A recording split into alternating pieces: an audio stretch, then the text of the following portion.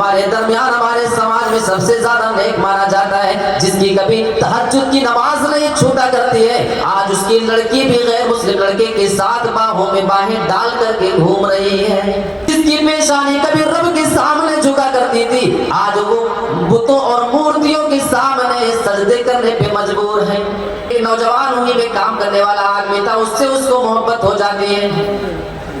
تھوڑے دنوں کے بعد یہ لڑکی اس سے شادی کی پلاننگ بھی کر لیتی ہے اور اپنے گھر بار کو چھوڑ کر کے اپنے ماں باپ کو چھوڑ کر اس کے ساتھ جا کر کے وہ کورٹ میرج کر لیتی ہے, اس سے شادی کر لیا کرتی ہے.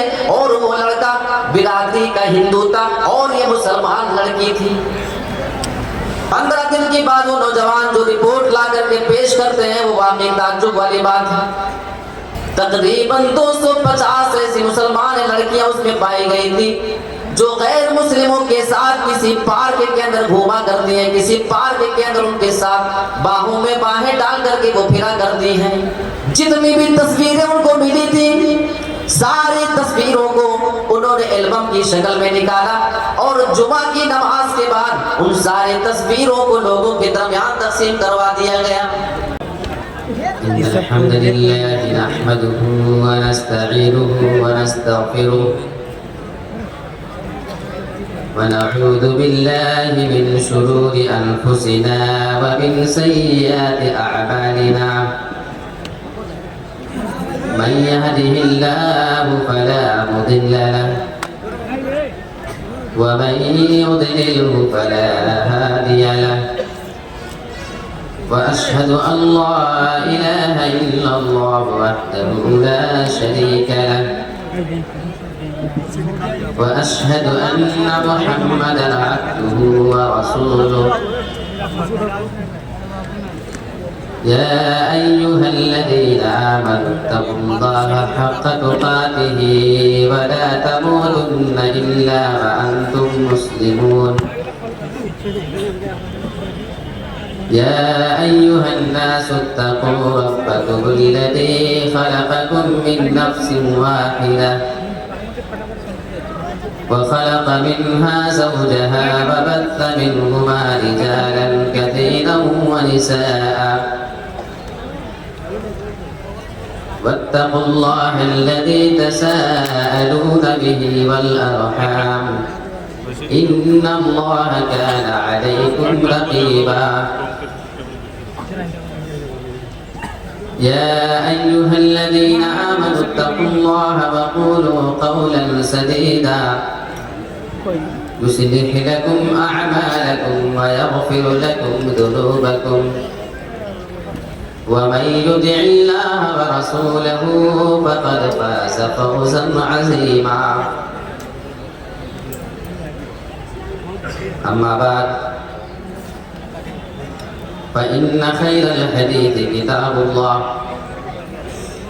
وخير الهدي هدي محمد صلى الله عليه وسلم وشر الأمور محدثاتها وكل محدثة بدعة وكل بدعة ضلالة وكل ضلالة في النار. أعوذ بالله من الشيطان الرجيم.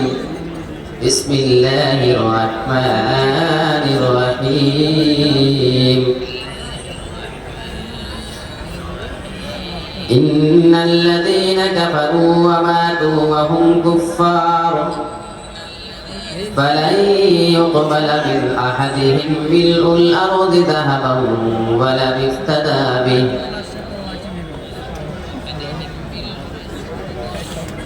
محترم و محترم علماء کرام، برہیٹ اور اس کے پرگزار سے تشریف لائے ہوئے نہایت ہی محترم اور محترم سامعین کرام، آپ کے درمیان لگاتار یہ دوسری بار شریک ہونے کا موقع مجھے مل رہا ہے. ہمارے عزیز دوست محسن جاوید صاحب کے حکم سے میں آپ کے درمیان دوسری مرتبہ حاضر ہوں.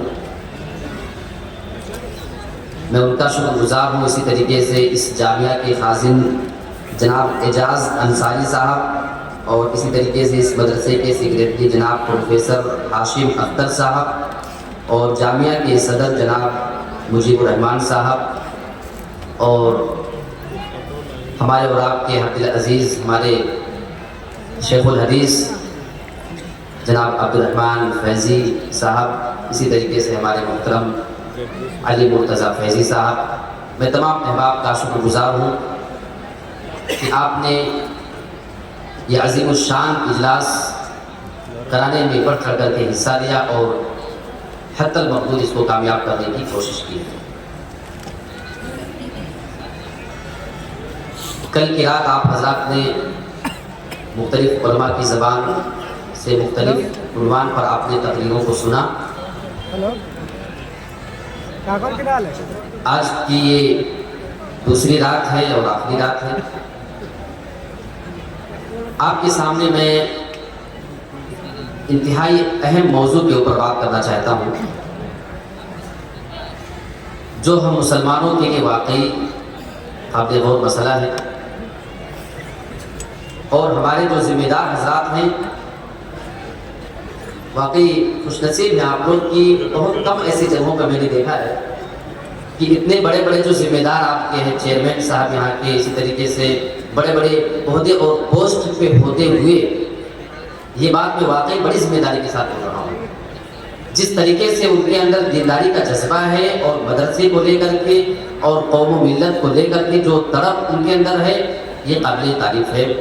یہ بات میں نے بہت قریب سے دیکھی، اس کے بعد کی بات میں بول رہا ہوں. آپ لوگ خوش نصیب ہیں کہ آپ ایسے لوگوں کے ہاتھوں میں ہیں. اللہ رب العالمین سے ہم دعا کرتے ہیں کہ پروردگار ان کا سایہ تو ہمارے اوپر قائم رکھے. آمین. میں آپ کے سامنے لڑکیوں کے مرتد ہونے کے اسباب اسی کے متعلق کچھ باتیں کرنے کی کوشش کروں گا. بڑا اہم موضوع ہے. ابھی کچھ دنوں پہلے کی بات ہے، کچھ مہینے ہوئے، مہاراشٹر کے اندر بہت ساری مسلمان لڑکیوں نے عدالت میں ایک یاچکا دائر کیا تھا. باقاعدہ عدالت میں لکھت دیا ان لڑکیوں نے، مسلم تھی وہ، کہ ہم فلاں بنت فلاں، یعنی اپنا نام لکھا، اپنے باپ کا نام لکھا اور مہاراشٹر کے جس علاقے میں جس ایریے میں رہنے والی ہیں مکمل ایڈریس اس کا دیا، گلی نمبر، مکان نمبر، فل ایڈریس کے ساتھ. یاچکا کیا تھی؟ یہ ہم مسلمانوں کے گال پہ ایک تماچا ہے. ہماری نوجوان لڑکیاں کہاں جا رہی ہیں؟ یاچکا یہ دائر کی گئی، عدالت سے گزارش کی گئی کہ ہم فلاں بن فلاں غیر مسلم لڑکے سے محبت کرتے ہیں اور ہم ان سے شادی کرنا چاہتے ہیں، لیکن ہمارا کاسٹ الگ ہے، ہمارا دھرم الگ ہے، ہم مسلم ہیں وہ غیر مسلم ہیں، ہمارے گھر والے نہیں چاہتے کہ یہ شادی ہو، لہٰذا اس معاملے میں ہم عدالت سے مدد چاہتے ہیں اور ہم یہ چاہتی ہیں کہ عدالت ہماری مدد کرے، ہماری شادی کرنے میں ہمارا تعاون کیا جائے. تقریباً 100 سے زیادہ لڑکیوں نے باقاعدہ یاچکا دائر کیا تھا. کیا یہ مسئلہ ہم مسلمانوں کے لیے لمحے فکریہ نہیں ہے؟ کیا مسلمانوں کے لیے واقعی یہ سنجیدگی کے ساتھ بیٹھ کر کے سوچنے کا مقام نہیں ہے؟ اس رپورٹ کو جب میں نے دیکھا تو میں نے اس پہ ایک کمنٹ کیا تھا، مجھے ابھی بھی وہ چیز یاد ہے. میں نے اس پہ لکھا تھا، جو رپورٹ میں نے دیکھی تھی عام طور پہ وہ لڑکیاں ایسی تھیں جو کسی اسکول میں، کالج میں، کسی یونیورسٹی میں وہ تعلیم حاصل کرنے والیاں تھیں. مکس ایجوکیشن سسٹم کے اندر ان کی تعلیم ہو رہی، وہ ایک اہم کردار ہوتا ہے ہماری لڑکیوں کی بگاڑنے میں. اور اسی بنا پہ ضرورت محسوس ہوتی ہے آپ کے اس ادارے جیسے اداروں کی ضرورت ہے جہاں پہ ہر سال سینکڑوں لڑکیاں اللہ رب العالمین کا کلام پڑھتی ہیں، ہمارے رسول کا فرمان پڑھتی ہیں، اپنے سینے میں قرآن و حدیث بساتی ہیں اور چاہ کر کے پوری نسلوں کو تبدیل کرنے کا کام کرتی ہیں۔ آپ اس کو ہلکے میں نہ لیں۔ میں آپ کو ایک رپورٹ دیتا ہوں، یہ ایک رپورٹ ہوگی، دوسری رپورٹ بڑی تعجب والی بات ہے۔ یہ رپورٹ ہے سن 2009، بات ہے پونا میں ایک مسجد ہے مکہ مسجد، آپ معلوم کر لیں۔ وہاں مکہ مسجد میں ایک معاملہ پیش آتا ہے، وہاں کے امام صاحب نے سن 2009 میں ایک سروے کروایا، چند نوجوانوں کو بھیج کر سروے کروایا، رپورٹنگ کی گئی۔ رپورٹ اس بات کے لیے کہ کیا مسلمان لڑکیاں بھی غیر مسلم لڑکوں کے ساتھ اٹھتی بیٹھتی ہیں، کیا ان کے ساتھ پارکوں میں، بیچ پہ اور سمندروں کے آس پاس وہ گھومتی ہیں یا نہیں گھومتی ہیں، اسی بات کی ان کو رپورٹنگ کرنی ہے۔ یہ سروے صرف 15 دن کا تھا۔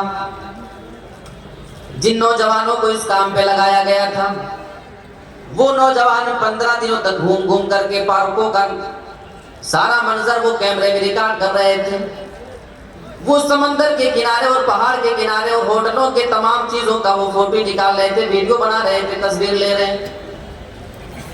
15 دن کے بعد وہ نوجوان جو رپورٹ لا کر کے پیش کرتے ہیں وہ واقعی تعجب والی بات ہے۔ تقریباً 250 ایسی مسلمان لڑکیاں اس میں پائی گئی تھی جو غیر مسلموں کے ساتھ کسی پارک کے اندر گھوما کرتی ہیں، کسی پارک کے اندر ان کے ساتھ باہوں میں باہیں ڈال کر کے وہ پھرا کرتی ہیں، کوئی کسی کے ساتھ پہاڑی علاقے کا سیر و تفریح کر رہی ہے، اسکول جانے کے بہانے کوئی اپنی سہیلی سے ملنے جانے کے بہانے کسی سے سمندر کے پاس وہ ملنے جا رہی ہے، کوئی کسی کے ساتھ ہوٹل میں کھاتے پیتے ملی۔ میرے پیارے ساتھیوں 250 ایسے مسلمان لڑکیاں ملی، صرف 15 دن کی رپورٹ تھی۔ لہٰذا کمیٹی والوں نے سارے مسلمانوں کی آنکھیں کھولنے کے لیے ایک پلان کر لیا، جتنی بھی تصویریں ان کو ملی تھی ساری تصویروں کو انہوں نے البم کی شکل میں نکالا اور جمعہ کی نماز کے بعد ان ساری تصویروں کو لوگوں کے درمیان تقسیم کروا دیا گیا۔ اب لوگ تصویر دیکھ رہے ہیں، یہ تو فلاں نمازی صاحب کی لڑکی ہے، یہ تو فلاں حاجی صاحب کی لڑکی ہے، یہ تو اس بندے کی لڑکی بھی ہے جو ہمارے درمیان ہمارے سماج میں سب سے زیادہ نیک مانا جاتا ہے، جس کی کبھی تہجد کی نماز نہیں چھوٹا کرتی ہے، آج اس کی لڑکی بھی غیر مسلم لڑکے کے ساتھ باہوں میں باہیں ڈال کر کے گھوم رہی ہے۔ میرے پیارے ساتھیوں، اس واقعے کے ذریعے میں آپ کو یہ بتانا چاہتا ہوں، اگر آپ خود نیک ہیں، آپ اپنی جوان لڑکیوں کے بارے میں بے فکر نہ رہیں، آپ ان کے بارے میں مطمئن نہ ہو جائیں کہ اگر ہم نیک ہیں تو ہماری لڑکیاں بھی سیف ہیں اور ان کے ساتھ کسی غلط طریقے کا کوئی معاملہ نہیں ہو سکتا ہے۔ یہ واقعی تعجب والی رپورٹ ہے، 250 لڑکے پکڑی۔ اچھا، اس میں جو معاملات کچھ ہوتے ہیں نا، مسلمانوں کی لاپرواہی ہے۔ آپ دیکھیں گے کبھی کبھی ایک واقعہ ہمارے علاقے میں پیش آیا، ایک مسلم گھرانہ ہے، وہ اپنی لڑکیوں کو کام کرنے کے لیے غیر مسلموں کے ساتھ لیبر مزدوری کے لیے بھیجا کرتے تھے، جیسے کچھ مستری مزدور گھر جو بناتے ہیں نا، ان کے ساتھ کام کرنے کے لیے اس کے پاس بھیجا کرتے تھے۔ وہاں پہ کئی غیر مسلم لڑکے اور آدمی وہاں پہ کام کرتے تھے۔ یہ بندہ اپنی خوبصورت نوجوان لڑکی کو، یہ چشمدید گواہ ہوئی اس واقعے کا، آنکھوں دیکھی بات بتا رہا ہوں، لڑکی بڑی خوبصورت تھی، تھوڑی غریبی تھی، لیکن غریبی کا یہ مطلب نہیں کہ آپ اپنی جوان بیٹی کو میدان میں اتار دیں اور اس کی روزی روٹی سے آپ اپنا گھر چلانے کی کوشش کریں۔ میرے پیارے ساتھیوں، مسلمان وہ ہوتا ہے جو پیٹ پہ پتھر باندھنا تو گوارا کر لیتا ہے لیکن اپنی بہن بیٹیوں کی عزت نیلام ہوتے ہوئے نہیں۔ کئی مہینے تک یہ معاملہ چلتا رہا، وہ ان لوگوں کے ساتھ کام کرتے رہے، برابر وہ ان کے ساتھ کام کر رہی ہے۔ آخر دھیرے دھیرے ایک نوجوان وہیں میں کام کرنے والا آدمی تھا، اس سے اس کو محبت ہو جاتی ہے۔ تھوڑے دنوں کے بعد یہ لڑکی اس سے شادی کی پلاننگ بھی کر لیتی ہے اور اپنے گھر بار کو چھوڑ کر کے اپنے ماں باپ کو چھوڑ کر اس کے ساتھ جا کر کے وہ کورٹ میرج کر لیتی ہے، اس سے شادی کر لیا کرتی ہے، اور وہ لڑکا برادری کا ہندو تھا اور یہ مسلمان لڑکی تھی۔ اب اس سے زیادہ تعجب والی بات میں آگے بتانے جا رہا ہوں، اے مسلمانوں، واقعی ہماری غیرت کہاں جا چکی ہے، ہماری شریعت ہمیں کیا حکم دیتی ہے اور آج ہمارا مزاج کیا بن چکا ہے۔ اب آؤ سب سے پہلے میں نبی کی ایک حدیث پیش کرتا ہوں، اس کے بعد پھر اس واقعے پہ آتا ہوں۔ اللہ کے نبی جناب محمد رسول اللہ نے ارشاد فرمایا ہے، من بدل دینہ فاقتلوہ، اے مسلمانوں، اگر کوئی بھی اپنا دین بدل دے، وہ کسی بھی دوسرے دھرم کے اندر چلا جائے، تو ہماری شریعت اسلام کا یہ حکم ہے، اللہ کا یہ آرڈر ہے اور رسول کا یہ فیصلہ ہے کہ اس آدمی کو پھر قتل کر دیا جائے۔ اگر اسلامی حکومت ہے تو اس کو قتل کر دیا جائے، زندہ رہنے کا اختیار اس کو نہیں۔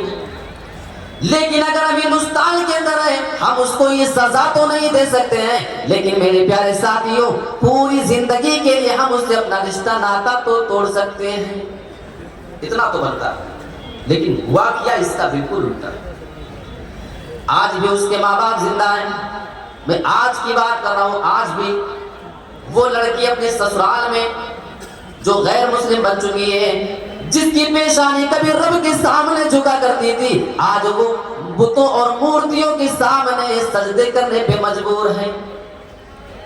جو کبھی قرآن کی تلاوت کیا کرتی تھی، آج وہ اپنی زبان سے روزانہ صبح اور شام شرک کے الفاظ ادا کیا کرتی ہے۔ لیکن اس کے بے غیرت ماں باپ کی کہانی میں آپ کو بتاتا ہوں، جو سب سے زیادہ تعجب میں ڈالنے والی بات ہے، آج بھی اس کا وہ باپ اپنی اس غیر مسلم ہو جانے والی لڑکی کے گھر پہ آتا ہے، اس کے تیوہار پہ جاتا ہے، شادی بیاہوں میں جاتا ہے اور اس کے لیے تحفے تحائف لے کر کے وہ برابر پہنچا کرتا ہے۔ اب اس سے زیادہ گری ہوئی بات مسلمان کے لیے کچھ نہیں ہو سکتی ہے کہ اس کی وہ لڑکی اسلام سے پھر چکی ہے، لیکن آج بھی وہ بندہ اس کے گھر پہ آتا جاتا ہے۔ شاید اسے حدیث سے نہیں معلوم، شاید اسے کبھی اس مبارک ایسی مبارک محفلوں میں بیٹھ کر کے قرآن حدیث سننے کا کبھی موقع نہیں یاد رکھا ہوگا۔ جمعہ کے خطبے بھی ایسے لوگ کہاں سنتے ہیں، یہ افسوس کی بات ہے۔ آئیے ایک اور حدیث میں آپ کو سنا دوں۔ اللہ کے نبی صلی اللہ علیہ وسلم نے اسی سے ریلیٹڈ ایک حدیث ہے، بڑی پیاری حدیث ہے۔ اللہ کے نبی نے حضرت ابو موسیٰ اشعری رضی اللہ تعالیٰ عنہ کو یمن کے ایک صوبے کا گورنر بنا کر کے بھیجا، اور ان کے بعد حضرت معاذ رضی اللہ تعالیٰ عنہ کو وہیں پہ دوسری جگہ کا ایک گورنر بنا کر کے ان کو بھیجا۔ ابو موسیٰ اشعری پہلے جا چکے ہیں، حضرت معاذ بعد میں بنا کر کے بھیجے جا رہے ہیں۔ حضرت معاذ نے سوچا کہ لاؤ چلتے چلتے راستے میں ابو موسیٰ اشعری سے ملاقات کرتے چلتا ہوں، وہ بھی اسی عہدے پہ ہیں، میں بھی اسی عہدے پہ ہوں، ذرا ملاقات کر لیا جائے۔ حضرت معاذ ملاقات کے لیے حضرت ابو موسیٰ اشعری کے پاس پہنچتے ہیں۔ ابو موسیٰ اشعری نے ان کے لیے آرام کرنے کی جگہ متعین کر دیا تھا، ان کے لیے بستر اور گدے بچھونے کا انتظام کر دیا تھا، تکیہ لگا کر کے رکھا تھا۔ حضرت معاذ دور کا سفر کر کے آ رہے تھے اور ان کے چہرے سے یہ اثر بھی دکھائی دے رہا تھا، ان کے کپڑے سے نظر آ رہا تھا۔ بھئی آج کل ہم لوگ اسی کا سفر کر کے آتے ہیں اور پہنچتے ہیں تو سب سے پہلا سوال یہ ہوتا ہے کہ ہمارے ٹھہرنے کا انتظام کسی اچھی جگہ ہے یا نہیں ہے۔ وہ تو بیچارے اونٹ کا اور گھوڑے کا سفر کر کے دھوپ میں اور گرد و غبار میں سفر کر کے آنے والے لوگ ہوا کرتے تھے، ان کے بھی انتظام کا، ان کے آرام کا مکمل انتظام کیا گیا تھا۔ حضرت ابو موسیٰ اشعری ان سے کہتے ہیں، اے میرے بھائی معاذ، میں نے تمہارے لیے آرام کرنے کی جگہ بنا دی ہے، آؤ تم اپنی سواری سے نیچے اتر جاؤ، چلو آرام کر لو، تم کافی تھکے ہوئے معلوم ہو رہے ہو۔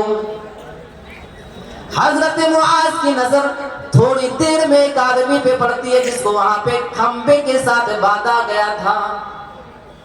حضرت معاذ سوال کرتے ہیں، اے ابو موسیٰ اشعری، میں بعد میں اپنی سواری سے اتروں گا، پہلے آپ مجھے یہ جواب دے کہ یہ کون آدمی ہے جو اس طریقے سے باندھا گیا ہے، اس کا جرم کیا ہے؟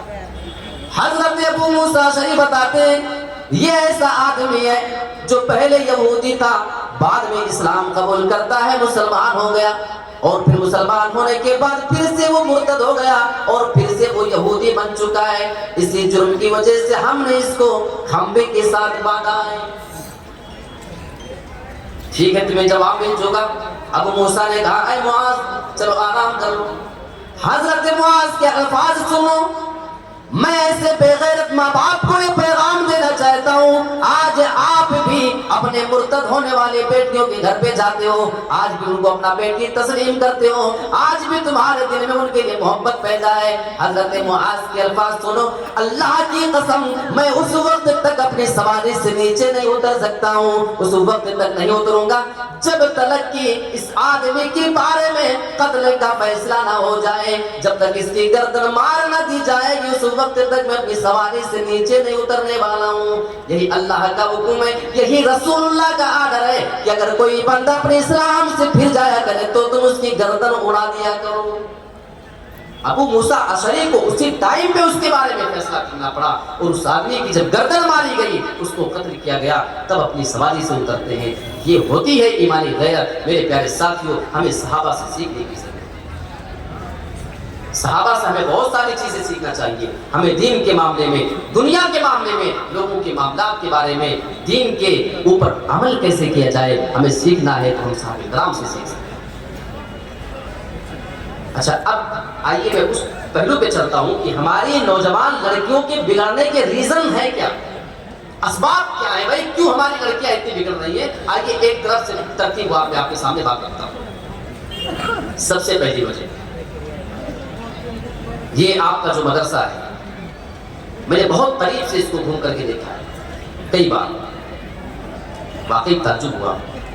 اس قدر ایسا جامعہ جو اتنی نسلوں کو سنوار رہا ہے, یہ لڑکیاں جو پڑھ کر کے نکلیں گی, کل ان کی ہونے والی کوکھ سے اگر انشاءاللہ اولاد ہوگی, ہم دعا کرتے ہیں کہ اللہ رب العالمین اس کے ذریعے ہمارے اسلام کی مدد فرمائے گا, اور یہ اسلام کا شمع دن بدن یہ روشن ہوتے چلا جائے گا. میرے پیارے ساتھیوں, اسلامی تعلیم سے دوری. آج بہت سارے ایسے لوگ آپ کو ملیں گے اپنی لڑکی کو مدرسے میں پڑھانا گوارا نہیں کرتے ہیں. سائڈ سے ایک دو کلاس پڑھائے, اس کے بعد اسکول کا راستہ دکھا دیا, ایسے روٹ پہ لگا دیا گیا جو سیدھے ڈائریکٹ ان کو کالج اور یونیورسٹی تک لے کر کے جانے والے ہیں. انہیں نئی ضرورت محسوس ہوتی ہے اپنی بچی کو دین کی تعلیم دینے کی. یہ سب سے پہلی وجہ ہے. لڑکیوں کو اتنا معلوم تو ہے کہ میرا نام عائشہ ہے, میرا نام ام حبیبہ ہے, حفصہ ہے, ان کو نام تو پتا ہے, نام تو ہے, وہ موریثی طور پہ مسلمان تو ہیں, لیکن اسلام ہے کیا چیز, حقیقت میں اس کا ان کو کوئی آئیڈیا نہیں ہوتا ہے. ایمان کی ویلیو کیا ہے اس کے بارے میں انہیں کچھ نہیں معلوم. یہ چیز وہ سیکھیں گی کب, جب آپ انہیں قرآن اور حدیث کی تعلیم دیں. آئیے سورہ آل عمران آیت نمبر 91 اٹھا کر دیں. ہمارے ایمان کی ویلیو آپ جاننا چاہتے ہیں, اس آیت کے ذریعے بہت کچھ معلوم ہوتا ہے. ان الذين كفروا وماتوا وهم كفار, بے شک جن لوگوں نے اللہ کے ساتھ کفر کیا, جو اللہ کا انکار کر چکے, اور اسی کفر کی حالت میں ان کا انتقال ہو گیا. اللہ رب العالمین ایسے لوگوں کے بارے میں بیان فرماتا ہے, فَلَن يُقْبَلَ مِنْ أَحَدِهِمْ مِلْءُ الْأَرْضِ ذَهَبًا وَلَوِ افْتَدَىٰ بِهِ.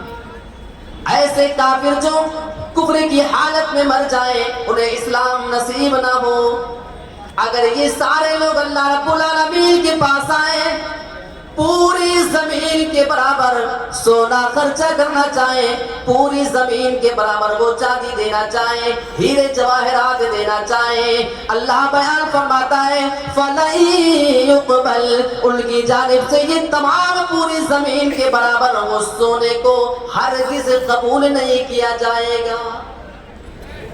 عربی گرامر کے اعتبار سے لفظ لن کا اللہ نے استعمال کیا, جو انگلش میں معنی دیتا ہے نیور, ہرگز نہیں, کسی قیمت پر نہیں, اس کو قبول کیا ہی نہیں جا سکتا ہے. کب, اگر ان کا انتقال ہو جائے کفر کی حالت میں, تب.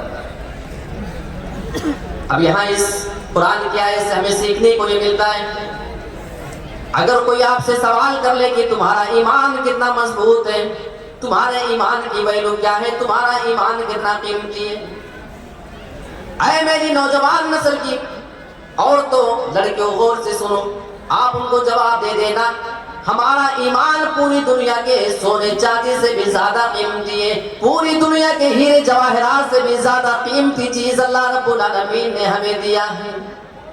آئیے ایک حدیث بھی دیکھ لیتے ہیں۔ کل قیامت کے دن اللہ رب العالمین ایک بندے کو لائے گا اور اللہ رب العالمین اس سے فرمائے گا اے میرے بندے یہ بتا اگر تیرے پاس پوری زمین کے برابر سونا ہو جائے اور ان تمام سونوں کو اللہ کے راستے میں خرچہ کر کے اگر تجھے اپنے آپ کو جہنم سے بچانا ہو تو کیا تو وہ تمام اللہ کے راستے میں سونے خرچہ کرے گا یا نہیں؟ کہے گا میرے رب اگر میرے پاس پوری زمین کے برابر بھی سونا آ جائے، پوری زمین کے برابر میرے پاس سونا ہو جائے اور اگر میں اس کو خرچہ کر کے اپنے آپ کو جہنم سے بچا سکتا ہوں تو اے میرے رب میں ضرور خرچہ کرنا چاہوں گا، میں اپنے آپ کو اس جہنم سے ضرور بچانا چاہوں گا۔ جہنم کیا چیز ہے؟ ابھی شیخ نور الدین صاحب کی زبانی آپ نے منظر سنا، میں اس چیز کی طرف تو نہیں جانا چاہتا ہوں لیکن ہاں ایک حدیث آپ کے سامنے میں ضرور رکھنا چاہوں گا۔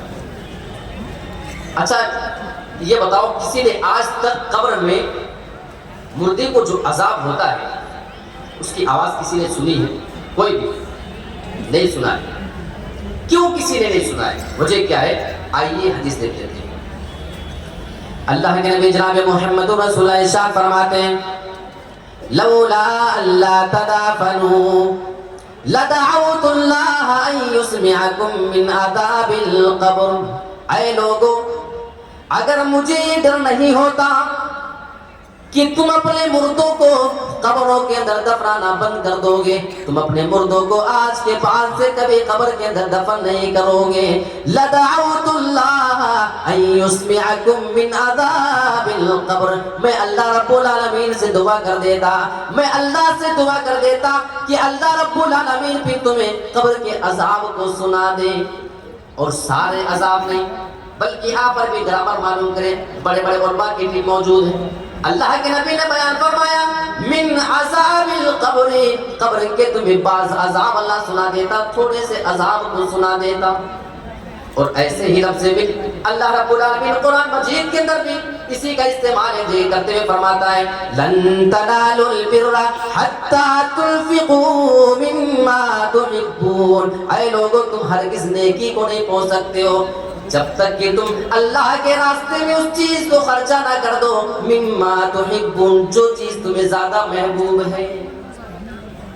کچھ لوگ اس کا مطلب سمجھتے ہیں کہ انہیں اللہ کے راستے میں اپنی تمام محبوب چیز خرچہ کرنا ہے، ساری چیز نہیں کرنا ہے۔ من لفظ من کا مطلب ہے محبوب اور پسندیدہ چیزوں میں سے بعض چیز اگر خرچہ کر دو گے تو تم نیکی کو پا سکتے ہو۔ میرے پیارے ساتھیوں جیسے قرآن میں من تبعیض کے لیے بعض چیز کو بتانے کے لیے، ایسے اس حدیث کے اندر بھی نبی نے اسی لفظ کا استعمال کیا۔ اچھا کیا سنا دے اللہ؟ قبر کے تھوڑے سے عذاب اگر سنا دے تو کیا نہیں کرو گے؟ لا تدافنوا، تم کبھی بھی اپنے مردے کو قبر میں دفناؤ گے ہی نہیں۔ یہ صرف سننے کی بات ہو نہیں میرے بھائی، دیکھنا بہت دور کی بات ہے۔ اچھا یہ بتاؤ کسی کو سزا مل رہی ہو، ایک ہوتا ہے ہم اس کی آواز کو سنے وہ چیخ رہا ہے، اور ایک ہوتا ہے ہم اس کو سزا ہوتے ہوئے سامنے سے دیکھیں۔ آپ سے میں جواب چاہوں گا زیادہ بھیانک آپ کو کون سی چیز نظر آئے گی؟ سنی ہوئی آواز یا وہ منظر جو آپ دیکھ رہے ہیں؟ بتاؤ، یہاں پیچھے کسی کو دیوار کے پیچھے کسی کو مارا جا رہا ہو، وہ چیخ رہا ہو، ہمارے سامنے صرف آواز آئے، اور ایک بندے کو ہمارے سامنے ہی وہ سزا دی جا رہی ہے، ہم اس کو دیکھ رہے ہیں، کون سی زیادہ خطرناک ہے بولو؟ سنی ہوئی یا دیکھی ہوئی؟ دیکھی ہوئی۔ اللہ کے نبی نے دیکھنے کا تذکرہ ہی نہیں کیا ہے۔ قبر کے عذاب کو دیکھنا تو بہت دور کی بات ہے، اس کے بارے میں تو تصور ہی مت کرنا۔ اگر سن لو لا تدافنوا، تم کبھی بھی اپنے مردے کو دفن نہیں کرو گے۔ میرے پیارے ساتھیوں ہاں میں یہ کہنا چاہ رہا ہوں کہ جو لوگ اسلام سے مرتد ہو کر کفر کی حالت میں مرتے ہیں انہیں قبر کے عذاب کو بھی جھیلنا پڑتا ہے، لہٰذا ضرورت اپنے ایمان کو پہچاننے کی ہے، اس کی ویلو کو جاننے کی ہے۔ تو سب سے پہلی وجہ ہوگی۔ دوسرے نمبر پہ جو چیز میں رکھ رہا ہوں کافی امپورٹنٹ ہے، مخلوق تعلیم مکس ایجوکیشن سسٹم ہے. یہ کیا ہوتا ہے؟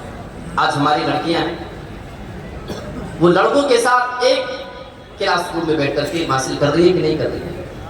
ایک کلاس روم تو چھوڑے صاحب، ایک ہی بینچ پر، ایک ہی ٹیبل پر ہماری مسلمان لڑکی غیر مسلم لڑکے کے ساتھ بھی بیٹھ کر کے حاصل کر رہی ہے. یقین نہ ہو تو جا کر بڑے بڑے شہروں کا معائنہ کر لیں، یا کچھ لوگ اگر پڑھیں وہ وہاں سے، تو آپ ان سے حالات معلوم کر سکتے ہیں. کون سی شریعت ہمیں اس کی اجازت ہے؟ آپ کہیں گے کیوں ہماری لڑکیاں ترقی نہ کریں؟ بھائی ہم کب ترقی کی مخالف ہیں؟ آپ انتظام کیوں نہیں کرتے؟ آپ انتظام کریں، درس کالج کھولیں، شوق سے پڑھائیں. لڑکیوں کو ضرورت ہے. جب ہم کسی ڈپارٹ میں جاتے ہیں تو ہمیں ضرورت محسوس ہوتی ہے کہ ہماری مسلمان لڑکی بھی کوئی ڈاکٹر ہونا چاہیے. جب ہمیں اپنے گھر میں کوئی کیس ملتا ہے ہر معاملے میں ضرورت ہے، لیکن شرط یہ ہے کہ اصول کے تحت ہونا چاہیے. اچھا، ایک نقصان میں آپ کو بتاؤں. یہ مکس ایجوکیشن سسٹم جو ہوتا ہے، یہ مخلوط تعلیمی نظام کا نقصان کیا ہوتا ہے بتاؤں آپ کو. جب ہماری کوئی مسلم لڑکی برابر ریگولر غیر مسلموں کے کلچر میں، ان کے سماج میں، ان کی سوسائٹی میں رہتی ہے، صبح دوپہر شام اسی میں ہوتا ہے، تو انسان جس ماحول میں رہتا ہے دھیرے دھیرے اس کا عادی ہو جاتا ہے. وہ ان کے عید پر، ان کے بقرعید پہ ان کو مبارکبادی دیتے ہیں، وہ ان کے یہاں کھانے آتے ہیں، وہ ان کی عید کی سویاں کھاتی ہے تو وہ ان کے دیوالی کا پرساد کھایا کرتے ہیں، اس کی مٹھائی کھایا کرتے ہیں. یہ ان کو عید مبارک بولتے ہیں تو وہ ان کو ہیپی دیوالی بولا کرتی ہیں، ہے نا؟ یہ سب چل رہا ہے. ان کے جتنے بھی شرکیات تیوہار ہیں تمام پہ بدھائی دینا، یہ ہم مسلمان لڑکیوں، ہمارے مسلمان لڑکیوں کی یہ پہچان بن چکی ہے، کیونکہ رہتے رہتے انسان اسی کلچر کا عادی ہو جاتا ہے. اور جب انسان بہت دنوں تک اس میں گھل مل جاتا ہے نا، تو یہ بات مجھے آپ کہنے دیجیے کہ وہ اسلام کو اور غیر اسلام کو ایک ہی کھانے میں لا کر کے ڈال دیا کرتی ہے. وہ اسی نظر سے اسلام کو بھی دیکھتی ہے، اسی نظر سے وہ غیر اسلام کو، دوسرے دھرم کو بھی دیکھنے کی کوشش کیا کرتی ہے. اور اس کا نقصان ایک چیز میں آپ کو ایک واقعہ دے کر آپ کے سامنے رکھ کر کے بتا رہا ہوں. یہ واقعہ گجرات کا ہے. وہاں پہ ایک جگہ واپی ہے،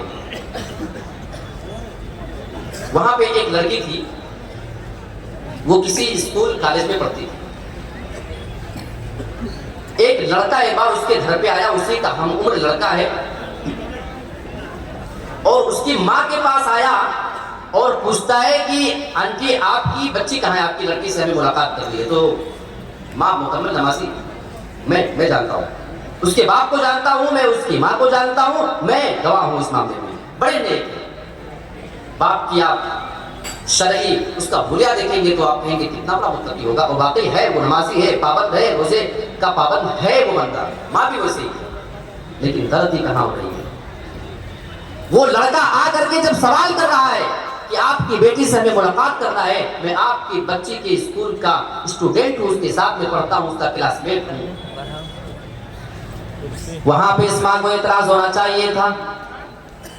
تم ہمارے بچے کے اسکول اور کالج میں پڑھا کرتے ہو، شاید تمہارے کچھ معاملات ہوتے ہوں کہ کوئی تمہاری ضرورت پڑ سکتی ہے، اس کو اسکول میں تم پورا کر سکتے ہو. تمہاری مجال کیسے ہوئی کہ تم ایک مسلمان گھرانے میں اس کی ماں کے سامنے آ کر کے اس کی بیٹی سے پوچھ رہے ہو کہ تمہاری بیٹی کہاں ہے؟ تمہاری مجال کیسے ہوئی؟ سوال اس ماں کو یہ کرنا چاہیے تھا، لیکن اللہ کی قسم اس عورت نے ایسا کوئی سوال نہیں کیا، بلکہ بڑی آسانی کے ساتھ اس بیٹے کو بتا دیتی ہے، اس نوجوان لڑکے کو جو اسی کی عمر کا ہے اس کو بتاتی ہے کہ بیٹے ہماری بیٹی اندر کے بیڈ روم میں موجود ہے. وہ لوگ حال میں بیٹھے ہوئے تھے اور وہ نوجوان لڑکا اس لڑکی کے پاس جاتا ہے. تھوڑی دیر کے بعد جو اس کو ضرورت تھی وہاں سے وہ پھر واپس ہو کر کے نکل جاتا ہے. میرے پیارے ساتھیوں، آج ہماری غیرت کو کیا ہو گیا ہے؟ آج ہم اپنی نوجوان بہن بیٹیوں کے بیڈ روم میں بھی ایک اجنبی کو بھیجتے ہوئے ذرہ برابر ہچکچاہٹ محسوس نہیں کر پا رہے ہیں.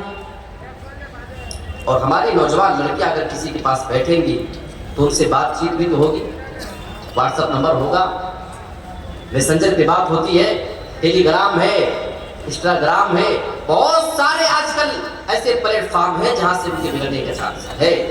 اس بات کو آپ مانے یا نہ مانے. اچھا آپ یہ بتائیں، آپ کی مسلم لڑکی جب کہیں جاتی ہوگی تو اپنے آس پاس اٹھنے والے غیر مسلم لڑکے سے یا مسلم لڑکے سے کس انداز میں بات کرتی ہوگی؟ اتنا تو پتہ ہی ہوگا. کس طریقے سے نرم و نازک لہجے میں بات کی جاتی ہے، کیا یہ کوئی بتانے کی بات ہے آپ کو؟ یہ تو آپ کو اچھے سے آئیڈیا ہے۔ ہماری شریعت اس کے بارے میں کیا کہتی ہے؟ آئیے ذرا دلیل دیکھ لیتے ہیں۔ ساری باتوں کا توڑ میں دلیل سے کر رہا ہوں۔ اللہ رب العالمین نے قرآن مجید کے اندر نبی کی بیویوں کو مخاطب کیا، بڑی بہترین آیت ہے۔ یا نساء النبی لستن کأحد من النساء ان اتقیتن فلا تخضعن بالقول فیطمع الذی فی قلبہ مرض۔ اے نبی کی بیویوں، تم عام عورتوں کی طرح نہیں ہو، تمہارا مقام تو ان سے بہت ہی زیادہ اونچا، تم ان سے بہت الگ مقام و مرتبہ رکھتی ہو۔ یہاں پہ اللہ اپنے نبی کی بیویوں کو کیا کہنا چاہ رہا ہے؟ اللہ رب العالمین ان کو ایک قیمتی پیغام دینا چاہتا ہے۔ ان اتقیتن، اے میرے نبی کی بیویوں، اگر تمہارے اندر اللہ کا ڈر ہے، اگر تمہارے اندر اللہ کا خوف ہے، اگر تم اللہ سے ڈرنے والی ہو تو کیا کرنا چاہیے اور کیا نہیں کرنا چاہیے؟ فلا تخضعن بالقول، تو تم اپنی آواز کے اندر کبھی بھی لچک پیدا نہیں کرنا، اپنی آواز میں تم کبھی نرمی پیدا نہیں کرنا۔ کیا ہو سکتا ہے؟ آگے اللہ اس کا نقصان بتا رہا ہے۔ فَيَطْمَعَ الَّذِي فِي قَلْبِهِ مَرَضٌ، اگر تم نرم انداز میں کسی سے بھی باتیں کرو گی، کسی سے اپنے اس انداز میں بات کرو گی، سامنے والا بندہ اگر تمہارے بارے میں ایسی باتوں کو سنے گا، اگر وہ دل کا بیمار آدمی ہے، اس کے دل میں کوئی کھوٹ بھی تو پیدا ہو سکتی ہے، ہو سکتا ہے وہ تمہارے بارے میں کوئی غلط خیال بھی پال سکتا ہے۔ اب میں آپ سے سیدھا سیدھا سوال کر لیتا ہوں، اللہ رب العالمین یہ آرڈر کن کو کر رہا ہے؟ اللہ یہاں پہ نبی کی بیویوں کو حکم فرما رہا ہے۔ اب دوسرا سوال آپ سے میں کرتا ہوں، نبی کی بیویوں کو کن کے سامنے زیادہ باتیں کرنا پڑتی تھی؟ آپ کا جواب ہوگا کہ نبی کے صحابہ سے وہ باتیں کیا کرتی تھی، نبی کے صحابہ کے سامنے ان کو زیادہ بولنا پڑتا تھا۔ اچھا، نبی کے صحابہ کو چھوڑ دے، اس کے بعد تھا بھائی، اور ان دونوں زمانے کے بارے میں اللہ کے نبی نے فرمایا کہ سب سے بہترین میرا زمانہ ہے، اس کے بعد پھر وہ بہترین زمانہ ہوگا جو اس کے بعد ہوگا۔ یہ بہترین زمانے کی بات چل رہی ہے، اور وہ صحابہ، ان کے دل میں بھی کوئی کھوٹ پیدا ہو سکتا ہے اگر وہ نبی کی بیویوں کی نرم و نازک اور لچیلے دار آواز کو ان کے سن لیں۔ اچھا، یہ صحابہ کیا ہے؟ ان کے بارے میں بس قرآن کی ایک آیت ہے، فَإِنْ آمَنُوا بِمِثْلِ مَا آمَنْتُمْ بِهِ فَقَدِ اهْتَدَوْا۔ اے میرے نبی کے صحابہ، تم جس طریقے سے ایمان لے کر کے آئے ہو، اگر یہ دوسرے لوگ بھی اسی طریقے سے ایمان لے آئے فَقَدِ اهْتَدَوْا، تو اللہ رب العالمین اس کی گارنٹی لیتا ہے اگر یہ سارے لوگ تمہارے طریقے سے ایمان لے آئے تو اللہ رب العالمین فرما رہا ہے فَقَدِ اهْتَدَوْا، تو یہ سارے کے سارے لوگ بھی ہدایت یاب ہو جائیں گے، یہ سارے کے سارے لوگ بھی سیدھے راستے پہ آ جائیں گے، ہدایت ان کو مل جائے گی۔ یہاں پہ اللہ تعالیٰ نے نبی کے صحابہ کی ایمان کو معیار قرار دیا ہے، کسوٹی قرار دیا ہے، اللہ رب العالمین نے اس کو پیمانہ قرار دے دیا ہے۔ میرے پیارے ساتھیوں، یہ نبی کے صحابہ کا ایمان ہے۔ آپ نبی کے صحابہ کے ایمان کو سمجھ چکے ہو تو آپ ذرا سنو، فَيَطْمَعَ الَّذِي فِي قَلْبِهِ مَرَضٌ، اے نبی کی بیویوں، اے میرے نبی کے صحابہ بہت زیادہ نہیں، یہ ساری باتیں اپنی جگہ ہیں، لیکن اگر ان کے سامنے بھی تم نرم انداز میں باتیں کرو گی تو ہو سکتا ہے انسان ہونے کی حیثیت سے کل بنی آدم خطاء، ہر انسان تو خطا کار ہے، ہر انسان گنہگار ہے۔ اس انسان ہونے کی وجہ سے، بشر ہونے کی وجہ سے نبی کے صحابہ کے دل میں بھی تمہارے بارے میں کوئی خیال آ سکتا ہے، لہٰذا فلا تخضعن بالقول، تم اپنی آواز کے اندر لچک پیدا نہیں کر سکتی ہو۔ اگر نبی کی بیویوں کو اجازت نہیں صحابہ کے سامنے ویسی بات کرے تو ہماری یہ نوجوان لڑکیاں 15, 18, 20 سال کی اور ان کے ہاسٹل میں رہنے والے، ان کے بینچ پر بیٹھنے والے لڑکوں سے excuse me, help me please, کیا آپ میری مدد کر سکتے ہیں؟ کیا میں آپ کے پاس آ سکتی ہوں؟ کیا آپ ہماری مدد کر سکتے ہو؟ یہ جملے بولنے کی اجازت ان کو کس نے دی؟ بس اسی کا جواب مجھے آپ سے چاہیے۔ اور اگر یہ چیز جائز نہیں ہے تو رب کعبہ کی قسم ہمیں اس پہلو پہ غور کرنے کی ضرورت ہے. آپ کہیں گے کیوں، اس کا نقصان کیا ہو سکتا ہے، کیا حرج ہے؟ لوگ یہی سوال کرتے ہیں پرابلم کیا ہے اس میں ہو رہا ہے. اگر ایسا ہم کریں، ہماری بچی کسی کے ساتھ اٹھے بیٹھے، زمانہ ہے، زمانے کے حساب سے چلنا پڑتا ہے، فرق کیا پڑے گا؟ آئیے ایک حدیث دیکھ لیتا ہوں. میں اپنی جانب سے کچھ نہیں بولتا، آپ الزام میرے اوپر نہیں کر سکتے، بس ایک حدیث دیکھ لیتے ہیں. أيما امرأة إذا استعترت فمرت بالمجلس فهي كذا وكذا يعني زانية. اللہ کے نبی جناب محمد رسول اللہ نے ارشاد فرمایا ہے، اگر کوئی بھی عورت خوشبو حاصل کر لے، خوشبو لگانا الگ، خوشبو حاصل کرنا دوسری بات. ایک ہوتا ہے ہم عطر نکال کے لگائیں، یہ ہے خوشبو لگانا.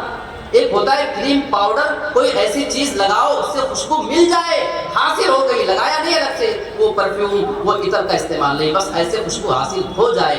ایما امرأۃ اذا استعطرت، خوشبو حاصل کر لے، حاصل ہو جائے. اس کے بعد کیا ہو؟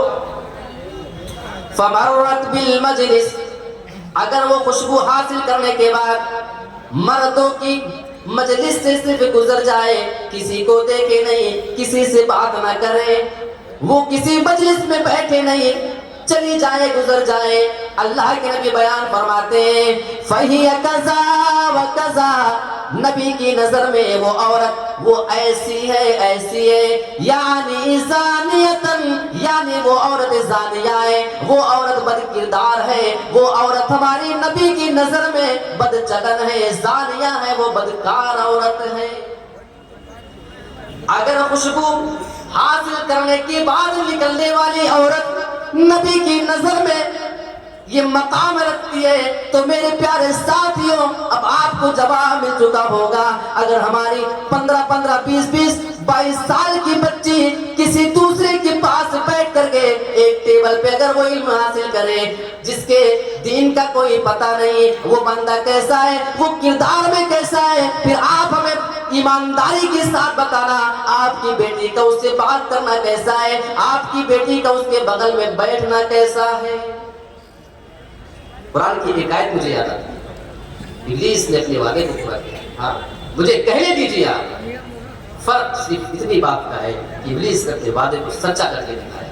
آئیے سورۃ الحجر اٹھا کر دیکھیں، 5 آیتیں. ابلیس نے اللہ سے مہلت مانگی تھی. قال رب فانظرنی الی یوم یبعثون، ابلیس نے کہا اے میرے رب تو مجھے مہلت دے دے، الی یوم یبعثون، تو مجھے قیامت تک کے لیے مہلت دے دے. قال فإنك من المنذرین، اللہ بیان فرماتا ہے جیسے ابلیس نے رب سے مہلت مانگی، اللہ کہتا ہے جا میں نے تجھے مہلت دے دیا. الی یوم الوقت المعلوم، اے ابلیس جا میں تجھے قیامت تک کے لیے مہلت دیتا ہوں، تیری مرضی، جو کام تو کرنا چاہے کر لینا، میں نے تجھے قیامت تک کے لیے مہلت دے دیا ہے. اب آگے کے الفاظ دیکھیں. قال رب بما اغویتنی، اے میرے رب تو نے مجھے گمراہ کیا ہے، یہ جو آج میں سیدھے راستے سے بھٹک چکا ہوں، آج جو میں جنت سے نکالا جا رہا ہوں، میں ہمیشہ کے لیے جہنمی بن چکا ہوں. بما اغویتنی، اس کی وجہ یہ ہے کہ تو نے مجھے گمراہ کر دیا ہے. اللہ کی قسم، ہمارے رب پہ یہ ابلیس اتنی بڑی تہمت لگا کے آیا ہے، رب کو کتنا ناراض کیا ہوگا اس مردود نے. کہتا اللہ تو نے مجھے گمراہ کیا. مردود گمراہ خود ہو رہا ہے، الزام ہمارے رب پہ ڈال رہا ہے. اور ہم بیچارے مسلمان، ہم اس ابلیس کی باتوں میں آتے ہیں، ہم اس کے اس چھیلے چپیٹوں کی چپاڑوں کی باتوں میں آتے ہیں جو ہمارے رب کو گالیاں دے کر کیا ہے. یہ گالی نہیں دور کیا ہے اللہ تو نے مجھے گمراہ کیا. کیا ہمارا ایمان گوارا کرتا ہے؟ سوچ کے ذرا بتانا کہ ہم اس ابلیس کی بات کو، اس ابلیس کی بات کو اگر ہم مانتے ہیں تو کیا ہمارا دل گوارا کرتا ہے اس چیز کے لیے؟ اس نے کہا کیا تھا وہ چیز دیکھ لیتے ہیں. لَمُزَيِّنَنَّ لَهُمْ فِي الْأَرْضِ، اے میرے رب جب میں زمین کے اندر جاؤں گا میں تیرے بندوں کے لیے گناہوں کو مزین کر دوں گا، میں تیرے بندوں کے لیے گناہوں کو بنا سوار کر کے پیش کر دوں گا. ابلیس نے گناہوں کو بنایا ہے، سنوار دیا. ہماری لڑکی کا اس لڑکے کے بغل میں بیٹھنا حرام ہے، لیکن ابلیس نے اس کو ہماری نظر میں اتنا بہترین بنا دیا ہے کہ ہمیں اس میں کوئی حرج نظر نہیں آتا ہے. اور لوگ یہ کہہ کے اس بات کو ٹھکرا دیا کرتے ہیں کہ یہ تو مولوی لوگوں کی اپنی باتیں ہیں. میں نے کتنی ماؤں کو اپنے کان سے یہ کہتے ہوئے سنا ہے، یا کتنے لوگوں کی رپورٹ ہمارے پاس آئی ہے کہ جب ان کی بچی کسی اسکول میں، کالج میں، یونیورسٹی میں دھرنے کے ساتھ جایا کرتی تھی، وہ بغیر کسی پابندی کے کسی غیر مسلم کے ساتھ بھی گھوما پھرا کرتی تھی. لوگ سمجھاتے تھے، ان کی بات سمجھ میں نہیں آتی تھی. ان کی بچی جب فرار ہوتی ہے تو آج ان کو کہنے پہ یہ حالات مجبور کرتے ہیں کہ اس میں غلطی میری ہے، کاش میں نے عالموں کی بات کو سن لیا. اس سے پہلے کہ کوئی ایسا معاملہ پیش آئے اپنے آپ کو سوال نہیں کر سکتے. تو مخلوط تعلیم ایک اہم چیز ہوا. ابھی 3 چیز بیان کر پایا ہوں اور میرے پاس وقت بہت زیادہ ہے نہیں. 4تھی چیز پہ آتا ہوں. یہ نوجوان حضرات آپ کے لیے، یہ آپ کے لیے، جی حالانکہ تعلق رکھتا آپ کی بہن بیٹیوں سے، لیکن ہے آپ کے لیے. بہت سارے بیچارے ہمارے مسلمان جو نوجوان لڑکے ہوتے ہیں، ان کی دوستی کسی غیر مسلم سے اچھی خاصی ہوتی ہے، بھائی رہے، ہمیں اس میں اعتراض نہیں، لیکن آپ کی دوستی اتنی گہری ہو جائے کہ وہ لڑکا آپ کے گھر میں انٹری کر سکتا ہو، وہ لڑکا آپ کے کچن میں، آپ کے بیڈ روم میں، آپ کے ہال میں بھی آ سکتا ہو، آپ کی بہن بیٹی لیٹی ہوئی اس کے پاس بھی وہ انٹری کر سکتا ہو. ایسی پہچان کی، ایسی دوستی کی اجازت ہماری شریعت نہیں دیتی. کبھی کبھی سنا گیا کہ آپ کے برہیٹ کا رہنے والا لڑکا ہے، وہ ذرا ممبئی ہے، بنگلور کماتا ہے، دلی چلا گیا ہے، اور اس کی جوان بہن کو کہیں شاپنگ کے لیے جانا ہے مارکیٹ میں. گھر میں بائک تو ہے لیکن اس کو لے کے جانے کے لیے کوئی نہیں ہے. وہ نوجوان کی کال آتی ہے، کہاں معلوم ہے؟ اپنے غیر مسلم دوست کے پاس. بھائی ذرا میری بہن کو گھر سے اٹھاؤ، بائک پہ بٹھاؤ اور جا کر کے شاپنگ کرا کے ذرا گھر پہ لا کے چھوڑ دینا. یہ ہو رہا ہے، یہ ہو رہا ہے. اس میں غلطی کس کی ہے؟ یہ وہ نوجوان جو اپنی نوجوان بہن بیٹیوں کو غیر مسلموں کے حوالے کر رہے ہیں. نتیجے سامنے یہ آتے ہیں کہ دھیرے دھیرے یہ آنے جانے سے بات محبت میں تبدیل ہو جاتی ہے، اور پھر وہ بہروپیہ ان کو جھانسے دیتا ہے، شادی کا جھانسا دلا کر کے، زندگی بھر خوش رکھنے کا جھانسا دلا کر کے، پھر ان کے ساتھ کیا کیا برتاؤ ہوتا ہے، کیسے وہ اسلام کو چھوڑنے پر مجبور ہو جاتی ہیں. سارے حالات آپ کو. تو نمبر 4 ہوا. نمبر 5 پہ کچھ لوگ بیچارے لالچ میں آ کر کے اپنے اسلام سے ٹوٹ جاتے ہیں. کہیں پہ کسی کو آپ دیکھیں کہ پورا کا پورا گھرانہ ہی غیر مسلم بن گیا، کیونکہ ان کو لالچ دیا گیا ہے. لالچ میں آ کر کے وہ اسلام کو چھوڑ رہے ہیں. تو یہ ایک وجہ ہوتی ہے. کبھی کبھی ایک اور چیز بتاؤ، خارجی کمیٹی کا دباؤ. جہاں مسلمان کچھ کمزور ہوتے ہیں تو باہر کے سنگٹھن کا اور کمیٹی کا دباؤ پڑتا ہے، اس کی وجہ سے بیچارے اپنے اسلام کو ہی چھوڑ بیٹھتے ہیں. تو ایک بات میں آپ کو واضح کر دینا چاہتا ہوں، اگر آپ کو یہ لگتا ہے کہ آپ اسلام پہ عمل کرو گے اور آپ کے قدموں کے نیچے پھول بچھائے جائیں گے تو معاف کیجئے، یہ وہ راستہ نہیں. یہ وہ راستہ ہے. ہمارے نبی جناب محمد رسول اللہ جب اسلام کی جانب لوگوں کو بلانا شروع کر دیتے ہیں، وہ سارے مکہ کے کافر جو اللہ کے نبی سے بہت ہی زیادہ محبت کرتے تھے، آپ کو بہت ہی زیادہ محبوب رکھا کرتے تھے، جیسے آپ اسلام کی تبلیغ لوگوں کے سامنے کرنا شروع کرتے ہیں، اچانک سے سارے لوگ آپ کے دشمن ہو جاتے ہیں. اللہ کی قسم ہمارے نبی کی کسی سے بھی کوئی خاندانی دشمنی نہ تھی، کسی سے کوئی ذاتی دشمنی کسی آدمی سے نہیں تھی، نہ تو آپ کی ذات سے کوئی کسی کو معاملہ تھا. لیکن اسلام لانے کی وجہ سے، اسلام کی دعوت دینے کی وجہ سے پورا کا پورا عرب آپ کا پھر دشمن بن جایا کرتا ہے. پھر آپ کو اس طریقے سے پریشان اور ٹارچر کیا جاتا ہے. اللہ کے نبی مکہ میں جھک کر کے بھی نماز پڑھا کرتے، کوئی آپ کے پیچھے آتا ہے اور وہ اونٹ کی اوجڑی نبی کی پیٹھ پر ڈال کر کے چلا جاتا ہے. کبھی آپ کھڑے ہیں تو آپ کے گردن میں لا کر رسی یا چادر ڈال کے اس کو زور سے کوئی کھینچ رہا ہے. کبھی یہ ہو رہا ہے، کبھی اس طریقے سے آپ کو سزا دی جا رہی ہے، کبھی آپ کو پریشان کرنے کا الگ طریقہ اختیار کیا جا رہا ہے. کبھی کبھی تو مکہ کے یہی کافر جب اللہ کے نبی جناب محمد رسول اللہ اپنے بچوں کے ساتھ اپنے گھر میں سوئے رہا کرتے تھے، یہ رات ہی میں آپ کے دروازے پہ کانٹے بچھا کر کے چلے جاتے تھے. جب صبح کو محمد رسول اللہ کے چھوٹے چھوٹے بچے نکلیں گے, ان کے پیر میں کانٹا چبھے گا, پھر ہمیں اچھا لگے گا. میرے پیارے ساتھیوں, نبی کے سامنے بھی کانٹے ڈالے گئے, نبی کی زندگی کو بھی اجیرن کرنے کی کوشش کی گئی. کبھی آپ کے گھر میں کھانا بن کے رکھا ہے, لوگ آپ کے گھر میں باہر سے گندگی ڈال کر کے پھینک کر کے چلے جایا کرتے تھے. کبھی آپ کے کھانے میں بھی گندگی اور کوڑا ڈالا جا رہا ہے, کبھی آپ کے گھر کے سامنے کانٹے بچھائے جا رہے ہیں, لیکن پھر بھی نبی اس کام سے باز نہیں آ رہے ہیں, کیونکہ اللہ کے نبی کو اپنا مقصد معلوم تھا. مکہ والے سارا طریقہ اختیار کر کے جب ہار باز جاتے ہیں اور ان کو یہ یقین ہو چکا کہ محمد تو اپنے اس کام سے پھر باز آنے والے نہیں, کیا کیا جائے, ہم پریشان ہو چکے ہیں. آخر ایک بڑے لیول کی ایک میٹنگ بلائی جاتی ہے, دار الندوہ کے اندر ایک میٹنگ رکھی جاتی ہے. وہ بڑی اہم میٹنگ تھی, وہاں پہ بڑے بڑے قریش کے سردار کو صرف بلایا گیا تھا, بڑے امپورٹنٹ لوگ تھے. ایک آدمی اس میں آتا ہے, وہ بڑا بزرگ آدمی نظر آ رہا تھا, بالکل داڑھی رکھے ہوئے ہے. لوگوں نے سوال کیا کہ تم کون ہو, کہاں سے آئے ہوئے ہو؟ تو اس نے بتایا کہ میں نجد سے آیا ہوا ہوں. وہ نجدی آدمی اپنے آپ کو بتا رہا تھا. اچھا, اس کو لوگوں نے اس میٹنگ میں شامل کر لیا کہ شاید ہمارے مطلب کی کوئی بات یہ کر جائے اور اچھا مشورہ دے دے, سمجھدار آدمی معلوم ہوتا ہے. میٹنگ شروع ہوتی ہے کہ محمد کے ساتھ کیا کیا جائے, اسلام تو دن بدن پھیلتے جا رہا ہے.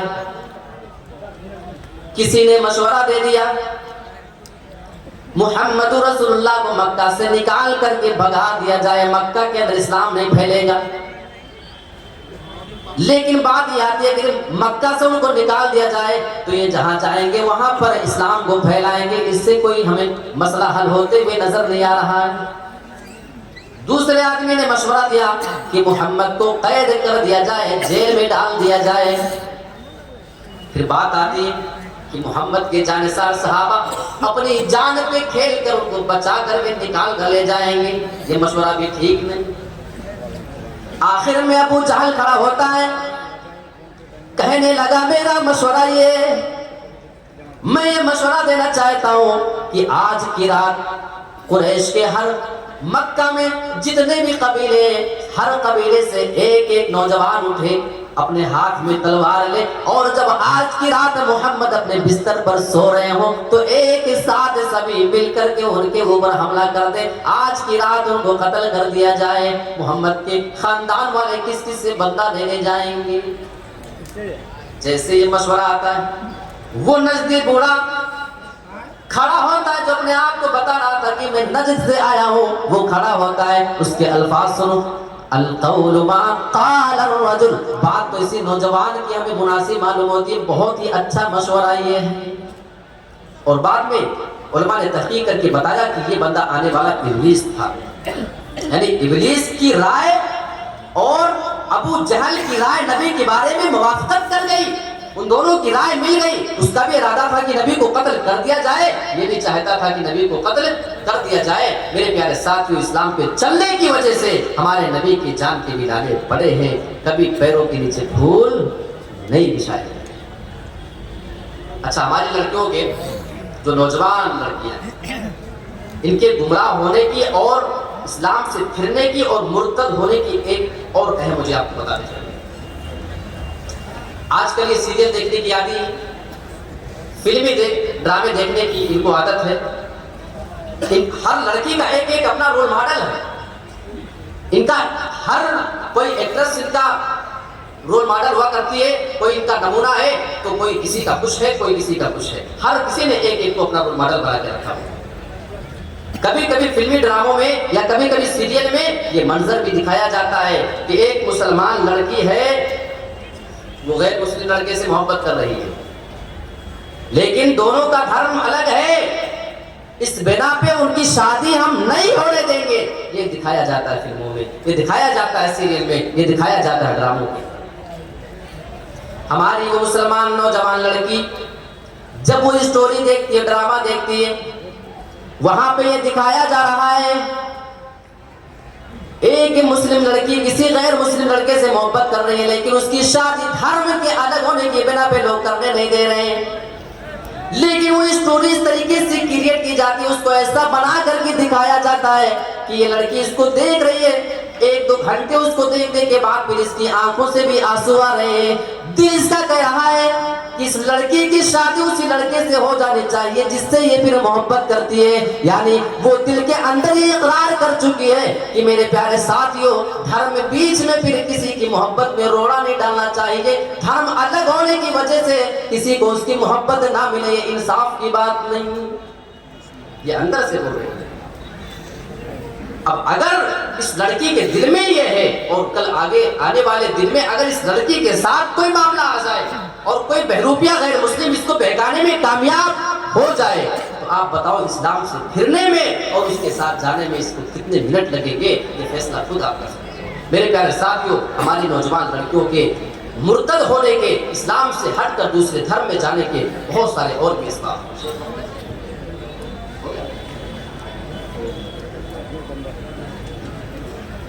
اچھا، ایک اور اہم چیز بتاؤں آپ کو، ہماری نوجوان جو لڑکیاں مرتد ہو رہی ہیں اس کی ایک اہم وجہ شادی میں تاخیر، اور میں بڑی ذمہ داری کے ساتھ اس بات کو آپ کے سامنے کہہ رہا ہوں، کہیں نہ کہیں اس کے ذمہ دار ہم ہیں، جتنے بھی ذمہ دار ہیں سب اس بات کو اعتراف کر لیں۔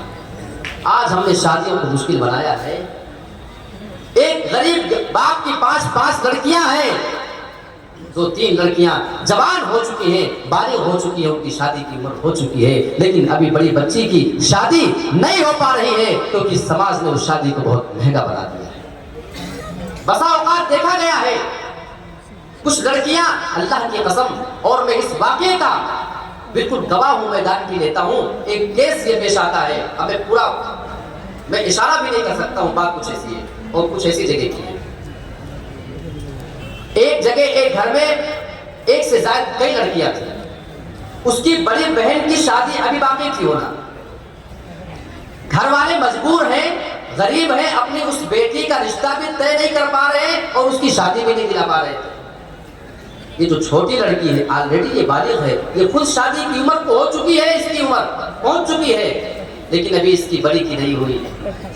اللہ کی قسم، ابھی چند مہینے پہلے کی رپورٹ میں آپ کے سامنے پیش کر رہا ہوں، وہ لڑکی ایک غیر مسلم لڑکے کے ساتھ بھاگ جاتی ہے اور اس کے ساتھ جا کر کے شادی کر لیتی ہے، اور اس کی جو پیشانی کبھی رب کے سامنے جھکا کرتی تھی آج وہ بتوں کے سامنے جھکا کرتی ہے۔ ہاں، میں کہنا چاہتا ہوں وہ لڑکی کبھی قرآن کی تلاوت کیا کرتی تھی، آج اس کی زبان سے غیر وہ شرک کے الفاظ ادا ہو رہے ہیں۔ میرے پیارے ساتھیوں، وہ صوم و صلاۃ کی پابند تھی، وہ قرآن کی تلاوت کرنے والی تھی، کون سی چیز ہے جس نے اس لڑکی کو اس راستے پہ جانے پہ مجبور کیا؟